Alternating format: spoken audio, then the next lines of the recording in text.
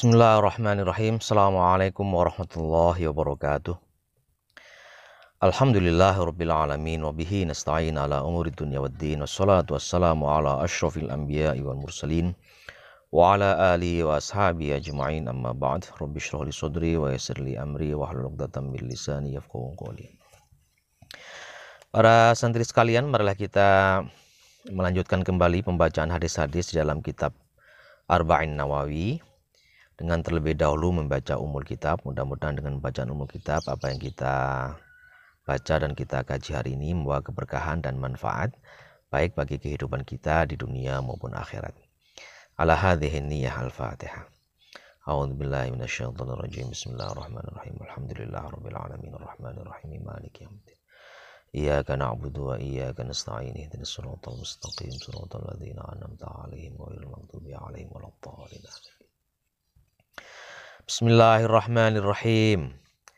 Al-hadithul khamis, hadis yang kelima di dalam kitab Arba'in Nawawi. Bismillahirrahmanirrahim. An ummil mu'minin ummi Abdillah, dari Ummul Mukminin atau ibunya kaum beriman, ibunya kaum mukminin, yang juga diberi gelar Ummu Abdillah Aisyah, yaitu ibu Aisyah. Jadi ibu Aisyah ini diberi gelar Ummul Mukminin atau ibunya kaum beriman. Kenapa? Ya karena beliau adalah istri dari baginda Nabi Muhammad SAW. Tapi beliau juga diberi kunyah atau diberi gelar Ummu Abdillah atau ibunya Abdillah. Padahal beliau tidak punya keturunan biologis. Kenapa beliau diberi gelar Ummu Abdillah? Karena beliau mengangkat anak atau mengadopsi anak, yaitu keponakan beliau bernama Abdullah bin Zubair bin Awam. Jadi Abdullah itu putranya Zubair dan juga putranya Asma binti Abu Bakar. Ya, berarti keponakan dari Aisyah. Nah, makanya ibu Aisyah selain diberi gelar Ummul Mukminin, beliau juga diberi gelar atau diberi panggilan Ummu Abdillah. Qalat, berkata ibu Aisyah, apa yang beliau ceritakan atau beliau katakan. Qala Rasulullah sallallahu alaihi wasallam. Qala, bersabda siapa Rasulullah sallallahu alaihi wasallam. Man ahdasa, man barang siapa ahdasa mengada-adakan atau yang membuat hal yang baru fi amrina di dalam urusan kami atau urusan agama kami, hada ini, malaisa apa-apa yang bukan minhu, bagian dari agama, ya, fahuwa raddun, maka hal-hal yang baru tersebut adalah tertolak.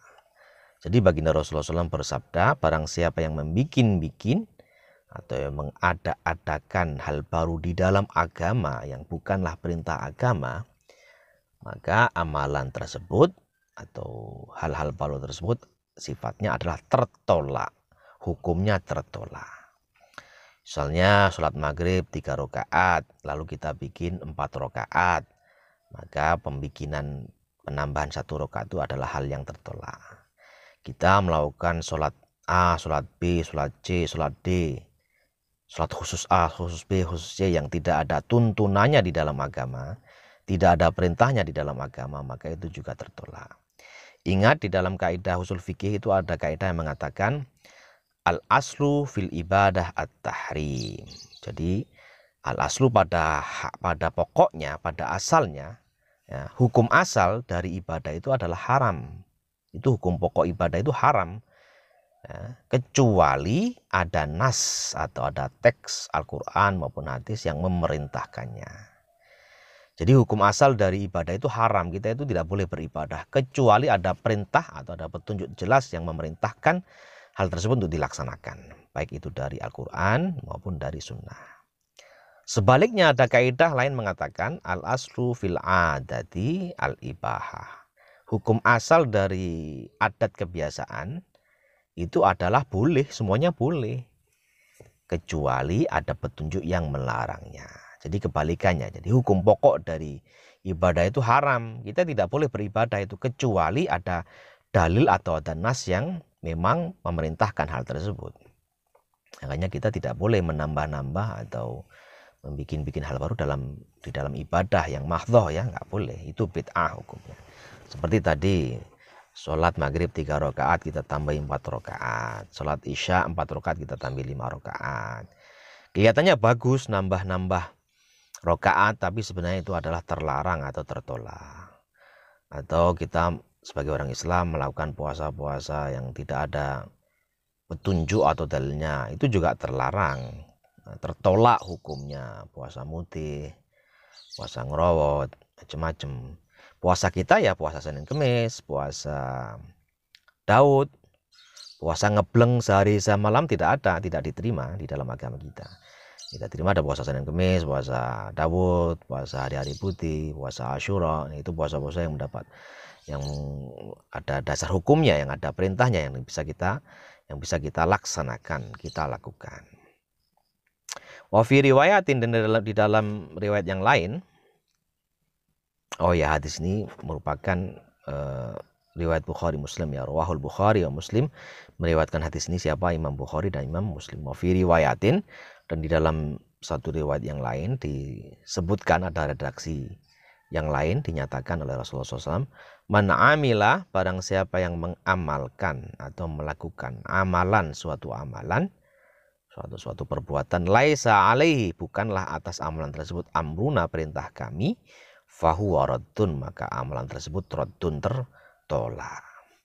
Jadi hadis ini mengisyaratkan kepada kita atau memberikan petunjuk kepada kita bahwa terhadap hal-hal yang berbau agama, kita jangan menambah-nambahi, jangan melakukan sesuatu yang baru, jangan melakukan bid'ah tentang agama, karena itu bisa menyulitkan, terutama untuk ritual-ritual ya, untuk ibadah-ibadah Allah. Di dalam Al-Quran juga ada kritik terhadap kaum ahli kitab, karena mereka juga begitu, berlebih-lebihan di dalam agama, membikin baru di dalam agama.